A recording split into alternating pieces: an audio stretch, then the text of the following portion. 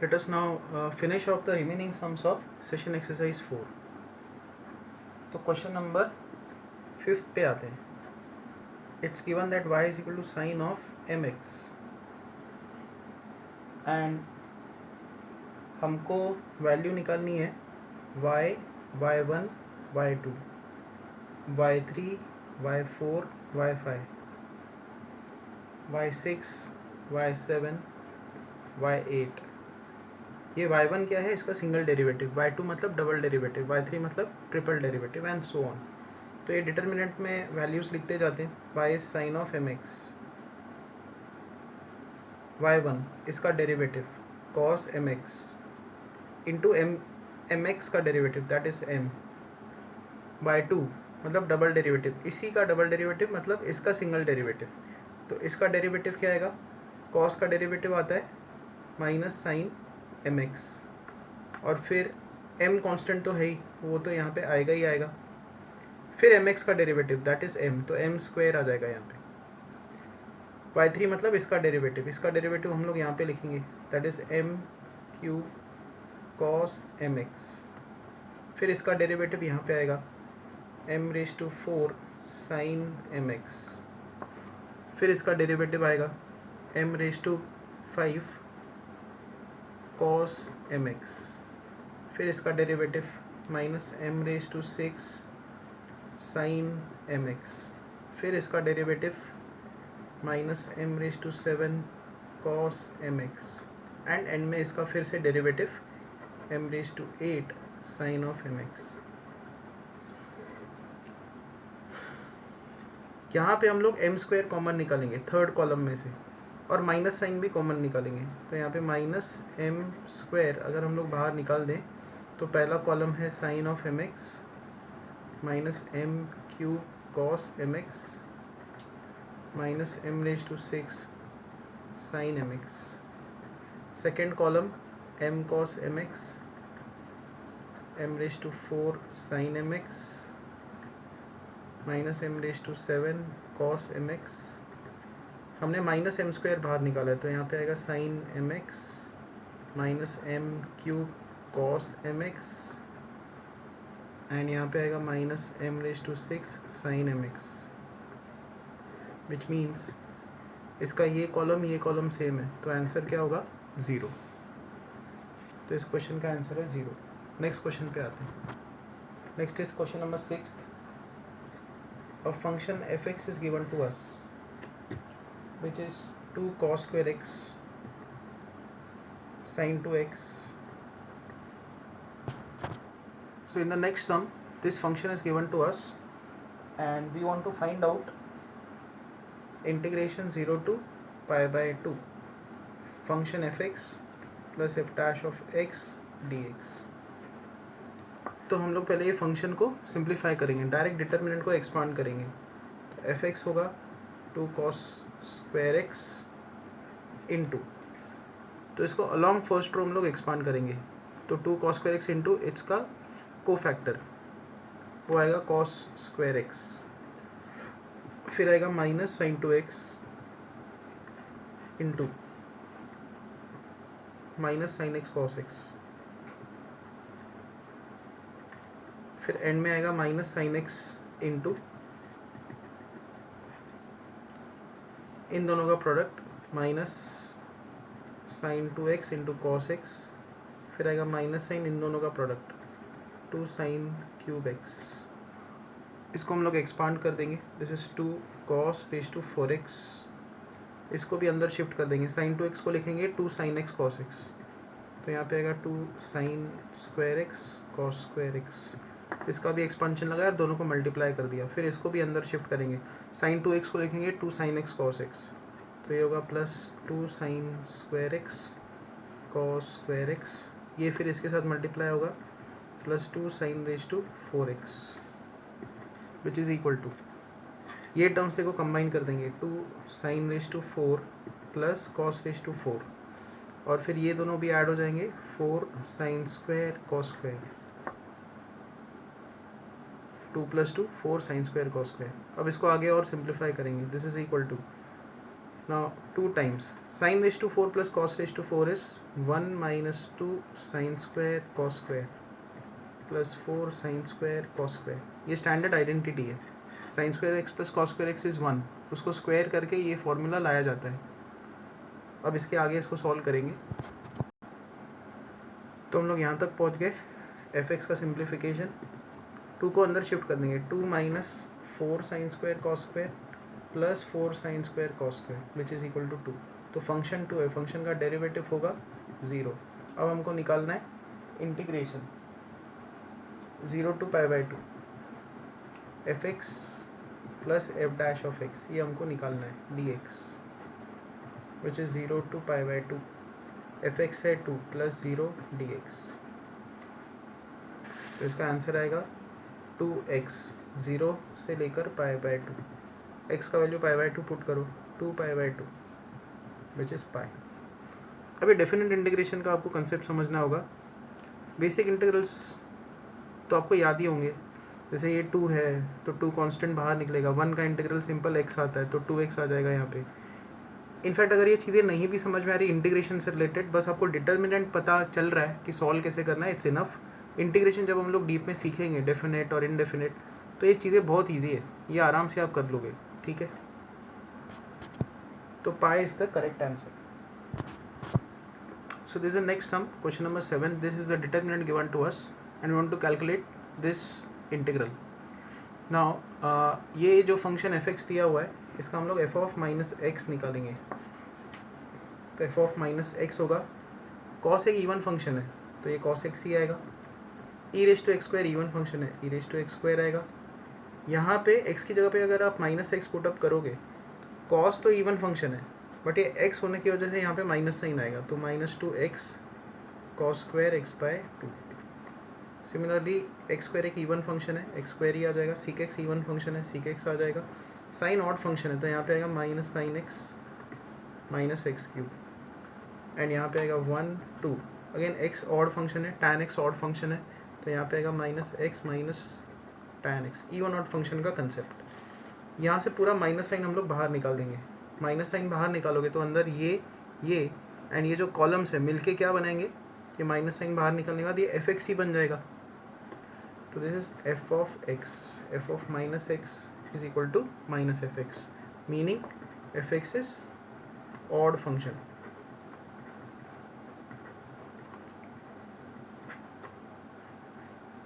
फिर हम लोग क्या करेंगे, अब इसका डेरिवेटिव लेंगे. तो f dash of minus x composite function है, माइनस एक्स का derivative -1 is equal to minus f x का derivative f dash of x. Minus minus cancel out होगा, will get f dash of minus x is f dash of x. फिर इसका derivative लेंगे तो f double dash of minus x into minus x का derivative -1 is equal to f double dash of x and you'll get f double dash of minus x is equal to minus f double dash of x. तो f double dash भी odd function है, f(x) भी odd function है, f double dash भी odd function है. अब हम लोग इस पे आएंगे. ये ऑड फंक्शन, ये odd function, odd plus odd function ही होता है. ये इवन फंक्शन है, इवन इंटू ऑड फंक्शन होता है. तो ये पूरा का पूरा फंक्शन ऑड फंक्शन है. अब अगेन ये डिटेल में हम लोग चीज़ें डेफिनेट इंटीग्रल में सीखेंगे. तो -π/2 से लेकर π/2 ऑड फंक्शन, अंदर एक ऑड फंक्शन है, इसका आंसर हमेशा 0 आता है. कैसे, ये हम लोग बाद में देखेंगे. अभी के लिए ये रिजल्ट याद रख लो. Now 8 question has an error. वो एरोनियस क्वेश्चन है. सीधा सेशन एक्सरसाइज के लास्ट क्वेश्चन पे आते हैं, क्वेश्चन नंबर 10. ये समेशन के फॉर्म में हमको दिया हुआ है. अगेन जब आप इस समेशन को एक्सपांड करोगे तो इसका second row third row fixed रहने वाला है. फर्स्ट रो जो है वो चेंज होते रहेगा, जो ये एन डिटर्मिनेंट्स हैं. तो प्रॉपर्टी हम लोग लगा देंगे जब 2 रोज़ या 2 कॉलम सेम है, ओके, और तीसरे कॉलम में वेरिएशंस है या तीसरे रो में वेरिएशंस है, तो सब डिटर्मिनेंट्स को हम लोग कंबाइन करके रख सकते हैं. वो प्रॉपर्टी लगाओगे तो समेशन, या ये भी याद रखो, ये समेशन अकेली कहाँ पे लगेगी, फर्स्ट रो पे लगेगी. तो this determinant is effectively summation r goes from 2 to n -2 raised to r n -2 cr -2. ये टर्म इसके साथ मल्टीप्लाई होगा और समेशन यहाँ पे लगेगी. फिर यहाँ पे ये वाला टर्म बन जाएगा summation r goes from 2 to n minus two raise to r n minus two C r minus one, and फिर यहाँ पे आएगा summation r goes from 2 to n minus two raise to r n minus two C r. Okay, ये तीन terms ऐसे हो जाएंगे रो के, बाकी तो सेम रहेगा -3 1 1 2 -1 0। अब हर एक समेशन का टर्म हमको डीप में जाके समझना होगा कि उसको कैसे निकालना है, कैसे डिराइव करना है। अभी हम लोग इसको एक्सपांड करते हैं। n का वैल्यू अगर आप 2 रखते हो तो ये होगा -2 का square n minus two C 0।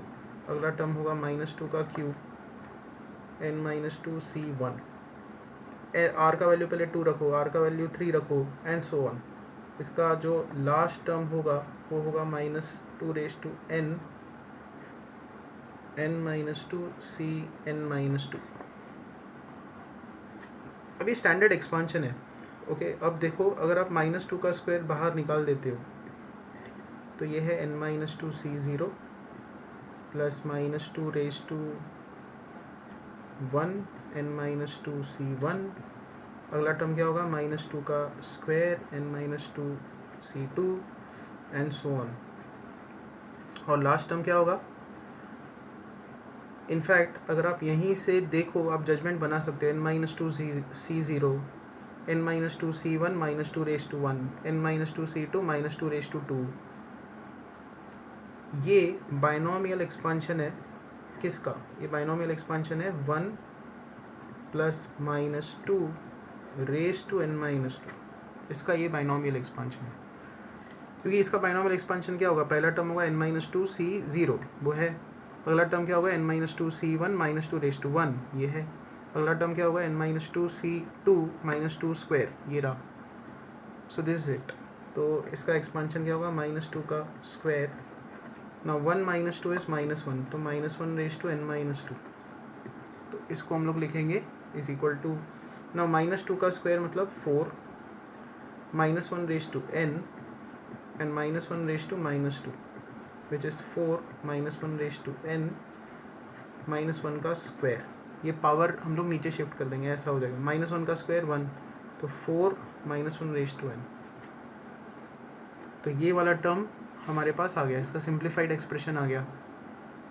ठीक है, इसका ऐसे ही हम लोग अब इसका सिंप्लीफाइड एक्सप्रेशन डिराइव करेंगे। तो मैं क्या करता हूँ कि यहीं पे लिखते जाता हूँ इसके सिंप्लीफाइड एक्सप्रेशंस। तो इसका सिंप्लीफाइड आंसर आया 4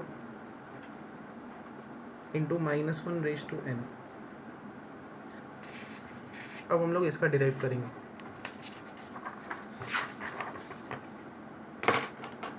So we want to calculate summation r goes from 2 to n -2 raised to r n minus 2 cr minus 1।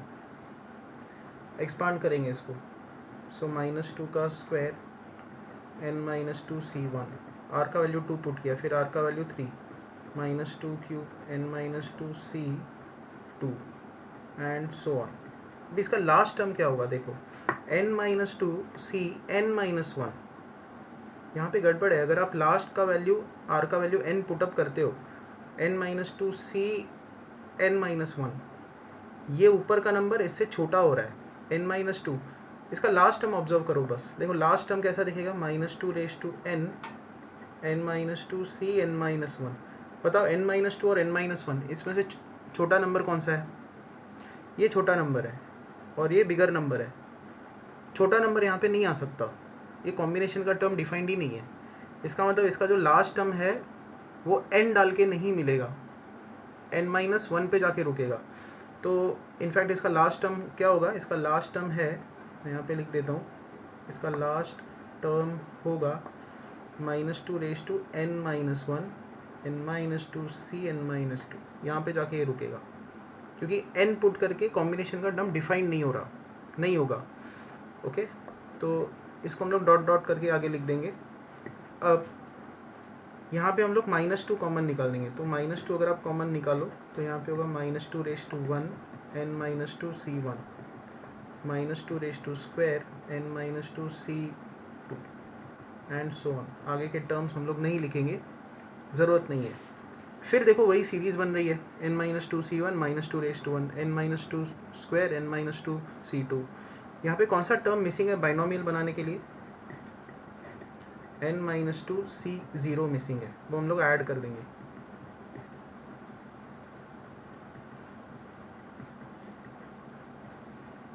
So on, और बाद में जाके -1 भी करना होगा, क्योंकि हमने एक्चुअली n-2 c0 ऐड किया, मतलब ये 1 ही है, उसको सब्ट्रैक्ट करने के लिए आगे -1 कर देंगे।